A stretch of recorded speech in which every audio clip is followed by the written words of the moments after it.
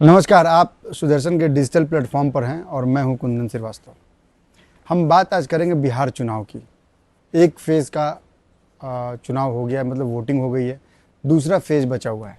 लेकिन इस दूसरे फेज़ में एक बेहद अहम रणनीतिकार ने एंट्री कर ली है, और वो कौन है?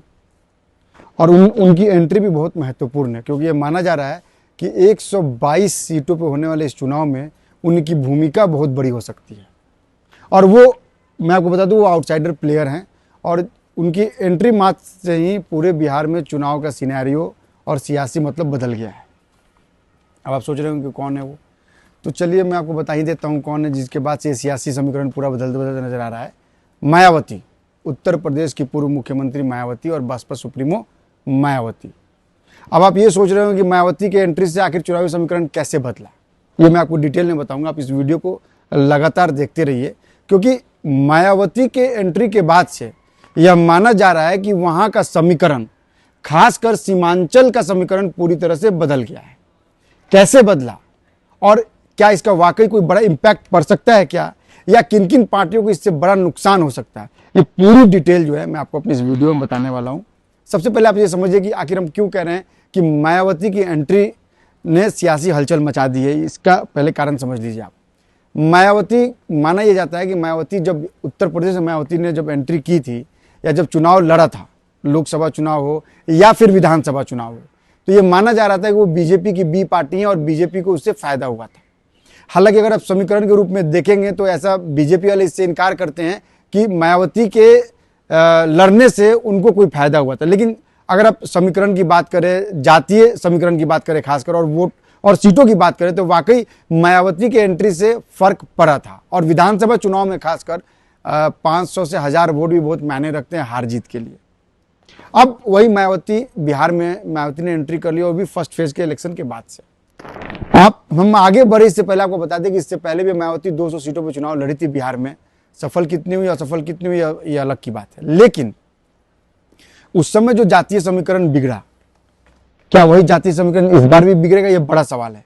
हम उन 18 सीटों की बात करेंगे, मुस्लिम बहुल्य सीटों की बात करेंगे, जहां कंटेस्ट बहुत दिलचस्प हो गया। ठाकुरगंज है, किशनगंज, इस तरह से 11 सीटें हैं जहां एआईएम के कैंडिडेट तो खड़े ही खड़े हैं, आरजेडी ने भी अपने कैंडिडेट खड़े किए, जेडीयू ने भी खड़े किए, और कुछ सीटों में बीजेपी ने भी खड़े किए, मुस्लिम कैंडिडेट जेडीयू ने खड़े किए हैं। और जिस तरह से जन स्वराज पार्टी ने अपने कैंडिडेट खड़े किए हैं, इसके बाद से ये माना जा रहा है कि वहां जो मुकाबला है, इन सीटों पे जो मुकाबला है, वो काफी दिलचस्प हो गया है।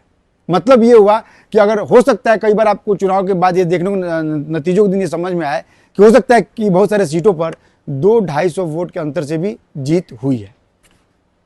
तो जरा अब उन सीटों को इधर हम नजर डाल लेते हैं, कौन कौन सी सीटें हैं। और ये एक तरह से आप इनको कह सकते हैं कि ये वोट कटवा की भूमिका में नजर आएंगे। इन सीटों पे, 11 सीटों पे खासकर जो रणनीति बनी है, इनमें आपको मैं बता दूं कि वो बिहार के, अगर मुस्लिम वोटर के प्रभाव वाले 11 सीटों की बात करें तो बहादुरगंज, ठाकुरगंज, किशनगंज, कोचा धामन, बायसी, कस्बा, कदवा, बलरामपुर, अररिया, जोकीहाट और अमनौर में उतारे गए जो उम्मीदवार हैं, इन उम्मीदवारों की वजह से यह मुकाबला जो है दिलचस्प हो गया है।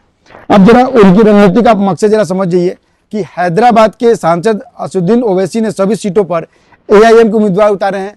प्रशांत किशोर ने एक सीट छोड़कर 10 सीटों पर जन स्वराज पार्टी को उम्मीदवार उतारा है। अच्छा, अगर आप बाकी पार्टियों की बात करें तो उसके हिसाब से आप टिकट देख लीजिए, जो मैंने नोट डाउन किया है उसमें यह है कि मुस्लिम आबादी वाली इन 11 सीटों में से 3 तो ऐसी हैं जिन पर एआईएम और जन स्वराज की पार्टी के साथ साथ महागठबंधन और एनडीए तक ने मुस्लिम नेताओं को टिकट दिया है। वैसे एनडीए ने 11 में से 4 सीटों पर मुस्लिम चेहरों पर भरोसा अपना जताया है। नीतीश कुमार की पार्टी यानी जेडीयू की बात हम करें तो 4, जबकि चिराग पासवान की पार्टी एलजेपी-आर ने 1 मुसलमान को टिकट दिया है। बीजेपी की तरफ से एक भी मुसलमान उम्मीदवार जो है वो मैदान में नहीं है। तो मुस्लिम दबदबे वाले इन 11 सीटों पर 2020 के विधानसभा चुनाव में एनडीए को कहीं भी जीत नहीं मिली थी।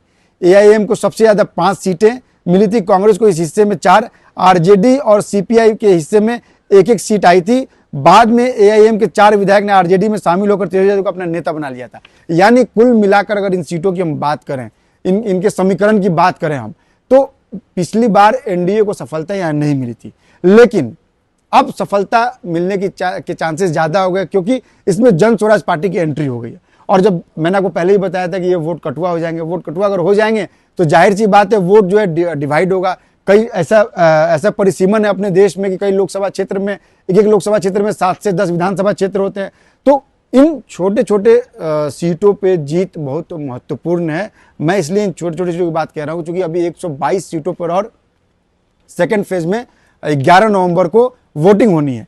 फिर भी इन 11 सीटों का वैल्यू जो है वो बहुत महत्वपूर्ण है, उनका योगदान बहुत महत्वपूर्ण है। और आपको मैं बता दूं कि चुनाव से पहले, जैसे मैं आपको बार बार कह रहा हूं कि प्रशांत किशोर की पार्टी इस बार चुनावी मैदान में उतरी है। उसने बिहार के चुनाव में पता नहीं उनको कितनी सीटें आएंगी, लेकिन इतना तो तय है कि उन्होंने बिहार के चुनाव में तड़का जरूर लगा दिया है। और इन 11 मुस्लिम बहुल्य क्षेत्र, इन सीटों पर भी इनका प्रभाव होगा। वो प्रभाव कितना होगा यह देखने वाली बात होगी। इसका नतीजा, इसके रिजल्ट 14 नवंबर को आएंगे। लेकिन जो अनुमान लगाया जा रहा था कि प्रशांत किशोर ने का कहना खुद था कि खुद को मुसलमानों को रहनुमा बताने वाली पार्टियों से हमारा ये कहना है कि अगर मुसलमानों की इतनी चिंता है तो ये भी घोषणा करे कि जन स्वराज जहां से मुस्लिम कैंडिडेट को लड़ाएगा वहां से महागठबंधन अपना मुस्लिम कैंडिडेट नहीं देगा। लेकिन ऐसा हुआ नहीं। ये स्टेटमेंट प्रशांत किशोर का था, लेकिन ऐसा हुआ नहीं।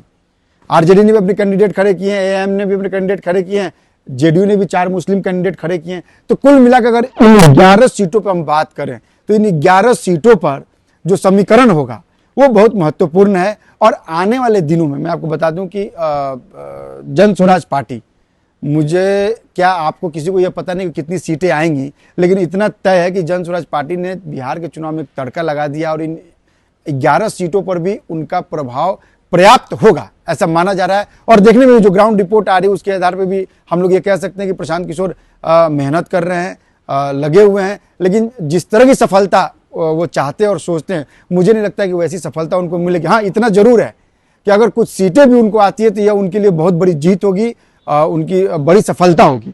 तो कुल मिला के अगर आप देखें तो बिहार का चुनाव जो है इन लगातार इसका पारा चढ़ रहा है। और जिन क्षेत्रों में अभी चुनाव वोटिंग होने बाकी हैं वो क्षेत्र बहुत महत्वपूर्ण है। 121 पर पहले चरण में मतदान हो गए हैं, 122 सीटें और टोटल 243 सीटें। और जिस पार्टी को 122 सीटें आएंगी या जिस गठबंधन को 122 सीटें आएंगी, सरकार उसी की बनेगी। हम लगातार बिहार पे आपको अपडेट करते रहेंगे, आपको बताते रहेंगे। आपको हम ये बताने की कोशिश करेंगे कि बिहार के चुनाव में क्या चल रहा है, क्या नहीं चल रहा है, क्या हमारा जातीय समीकरण कितना इम्पैक्ट पड़ रहा है। हम आपको रोज ये बताएंगे कि बिहार के किन क्षेत्रों में, किन सीटों पर, किन पार्टियों का प्रभाव ज़्यादा है और मतदाता वहां के बारे में क्या सोचते हैं, ये पूरी जानकारी आपको देंगे। नमस्कार।